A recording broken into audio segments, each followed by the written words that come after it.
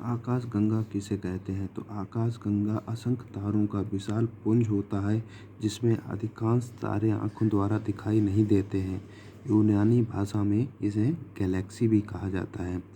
दोस्तों, जो आकाशगंगा होती है इसमें असंख्य तारों का समूह होता है। कुछ जो तारे जो होते हैं हमें नहीं दिखाई देते हैं, लेकिन जो उनका विशाल जो पुंज जो होता है वो मतलब जो समूह होता है उसको क्या कहते हैं?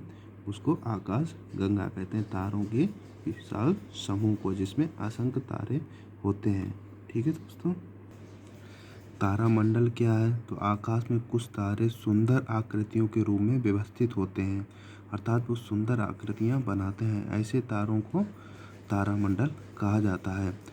आकाश गंगा के तारामंडलों के नाम प्रमुख हैं, जो है वृश्चिक तारामंडल, ओरियन तारामंडल, सप्तर्षि तारामंडल तथा कृत्तिका तारामंडल। दोस्तों, छाया किसे कहते हैं? जब किसी अपारदर्शी वस्तु को प्रकाश जाने वाले मार्ग में रख दिया जाता है, अर्थात कोई अपारदर्शी वस्तु है उसे क्या कर दिया जाए, जैसे प्रकाश वाले मार्ग में बीचों बीच खड़ा कर दिया। जैसे ये पेन है तो उसमें क्या होता है, दूसरे साइड जो प्रकाश जो होता है पेन को पार नहीं कर पा रहा, जो काला काला जो भाग दिखाई देता है वह छाया है दोस्तों। ठीक है, ऐसे ही है। अपारदर्शी वस्तु को प्रकाश जाने वाले मार्ग में रख दिया जाता है। वस्तु प्रकाश को आर पार जाने से रोक देती है। जैसे पेन जो है, जो पेन की जो दूसरा प्रतिबिंब जो बन रहा है काला वाला, वो क्या होता है, वह छाया है। वह जो पेन जो है वह प्रकाश को उस कॉपी के ऊपर पढ़ नहीं पा रहा है, यह पेन की छाया बन रही है। ऐसे ही क्या करता है, वस्तु प्रकाश को आर पार जाने से रोक देती है, जिससे वस्तु के दूसरे और प्रकाशहीन क्षेत्र उत्पन्न हो जाता है। इस प्रकाशहीन क्षेत्र को वस्तु की छाया या वस्तु का प्रतिबिंब कहते हैं। ठीक है, जो ये छाया बन रही है ना, इसी को क्या कहते हैं, वस्तु का प्रकाशहीन क्षेत्र कहते हैं। ठीक है दोस्तों। फसल किसे कहते हैं? एक विस्तृत क्षेत्र पर, मतलब एक कोई बड़ा क्षेत्र है, मतलब जो कुछ जैसे गमले वगैरह छोड़ के किसी ज़्यादा बड़े क्षेत्र हुआ, जैसे खेत वगैरह में उगाए गए एक ही जाति के पौधों के समूह को फसल कहा जाता है। ऐसा नहीं कि एक कोई पौधा कोई दूसरा लगा, एक कोई दूसरा लगा, एक कोई दूसरा लगा। ठीक है, नहीं, एक ही जात के पौधे। जैसे गेहूं के खेत में आपने देखा होगा सारे गेहूं के पौधे ही होते हैं। ठीक है, तो उसे गेहूं की फसल कहते हैं।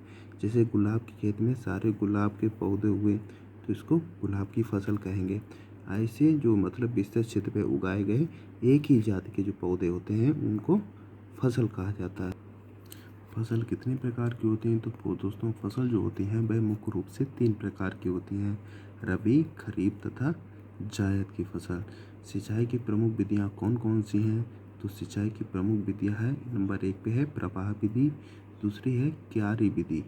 ठीक है, प्रवाह विधि जैसे ऐसे ही लगा दिया जाता है पानी, मतलब पूरा खेत जो होता है उसमें कुछ नहीं किया जाता है, सीधे पानी काट दिया और पूरे खेत में पानी भर रहा है, इसको कहते हैं प्रवाह विधि।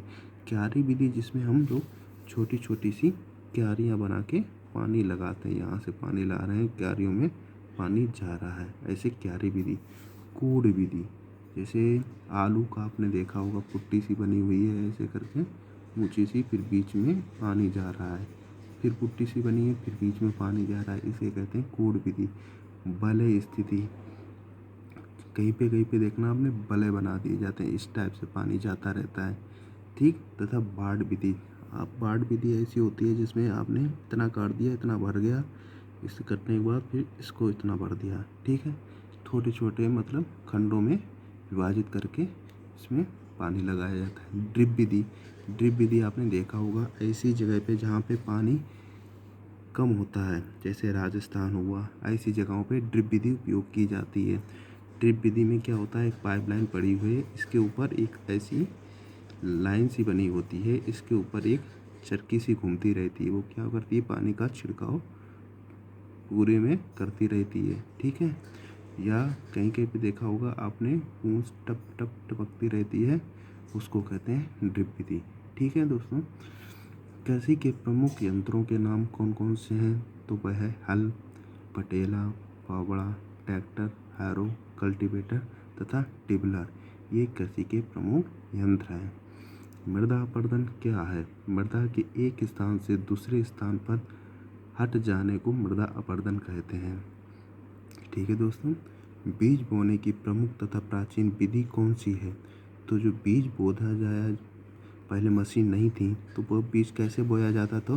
तो हाथ से छिड़क के बीज को बोया जाता था दोस्तों। ठीक है, जैसे गेहूँ हुआ, धान हुआ, इसको क्या हाथ से छिड़क छिड़क के बोया जाता था। वह सबसे प्राचीन विधि है।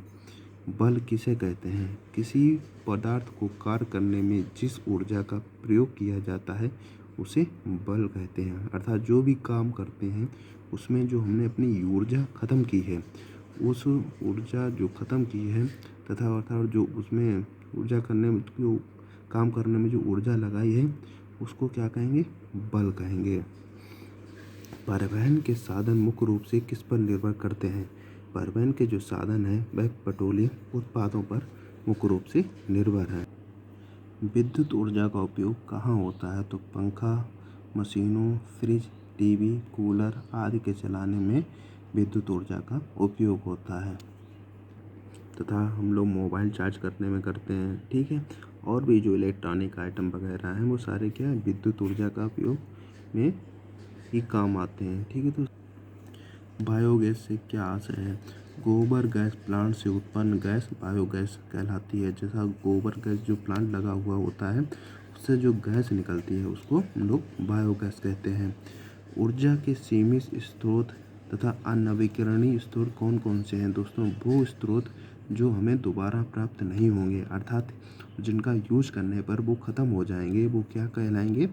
अनवीकरणीय स्रोत। तथा ऐसे स्रोत जिनका हम यूज करेंगे लेकिन वो दिन प्रतिदिन क्या होता है उसका दोबारा यूज करने को हमें मिलेगा, तो वो क्या कहलाएंगे? नवीकरणीय स्रोत हो जाएंगे। ठीक है, तो यहाँ पर बात की गई ऊर्जा के अनवीकरणीय स्रोत की।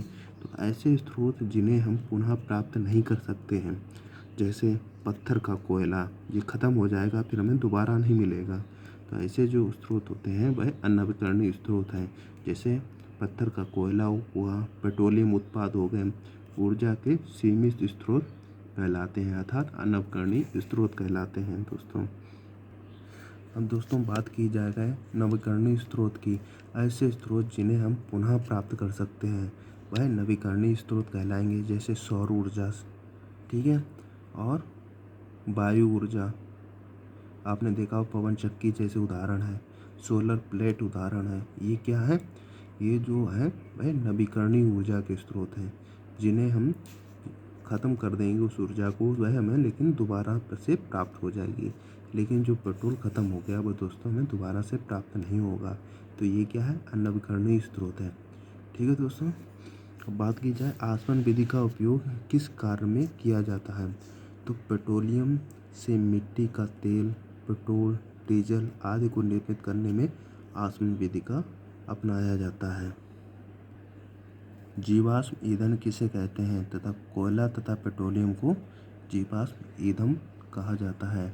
ऊर्जा के असीमित स्रोत अर्थात नवीकरणीय स्रोत कौन कौन से हैं? वायु, जल, बायोगैस एवं सूर्य से पुनः प्राप्त होने वाली ऊर्जा, ये क्या है? असीमित स्रोत है, अर्थात नवीकरणीय स्रोत है जो कभी समाप्त नहीं होंगे।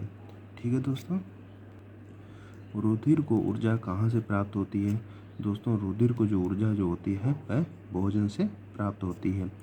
जीवन के अस्तित्व को बनाए रखने के लिए कौन कौन से साधन आवश्यक हैं? तो भोजन, कपड़ा, यातायात, शिक्षा एवं मनोरंजन के साधन आवश्यक हैं दोस्तों। वैकल्पिक ऊर्जा के स्रोत कौन कौन से हैं दोस्तों? तो सौर ऊर्जा, गतिमान वायु, जल, समुद्री ज्वार भाटा, जैव मात्रा जिसको बायोगैस या बायोमास कहते हैं, वैकल्पिक ऊर्जा के स्रोत हैं दोस्तों। सोलर कुकर से क्या तात्पर्य है? इसका उपयोग कहाँ पर होता है? तो सौर ऊर्जा को ऊष्मा के रूप में एकत्रित करके इसके सोलर कुकर द्वारा भोजन पकाने में इसका उपयोग किया जाता है दोस्तों। ये सोलर कुकर जो होता है इसके जो क्या होता है, जो सौर ऊर्जा जो होती है उसकी ऊष्मा को अवशोषित करके भोजन को पकाने या भोजन का निर्माण करने में इसका उपयोग किया जाता है। सौर सेल या सोलर सेल किसे कहते हैं? सूर्य के प्रकाश ऊर्जा को विद्युत ऊर्जा में परिवर्तित होने की युक्ति को सौर सेल कहा जाता है। अधिक संख्या में विद्युत धारा प्राप्त करने हेतु अधिक संख्या में सोलर सेलों को जोड़ा जाता है, जिसे सोलर पैनल कहते हैं। क्या कहते हैं दोस्तों? प्रकाश ऊर्जा को विद्युत ऊर्जा में परिवर्तित करने की युक्ति जो होती है उसको सौर सेल बोलते हैं। और जो अधिक संख्या में विद्युत धारा प्राप्त करने के लिए अधिक संख्या में सोलर सेलर को जो जोड़ा जाता है उसको मिलाकर जो अधिक संख्या में जो सोलर सेल जुड़े हुए होते हैं उनको कहा जाता है सोलर पैनल। अगर दोस्तों आपको ये वीडियो पसंद आए तो लाइक करें, शेयर करें और सब्सक्राइब करें। धन्यवाद।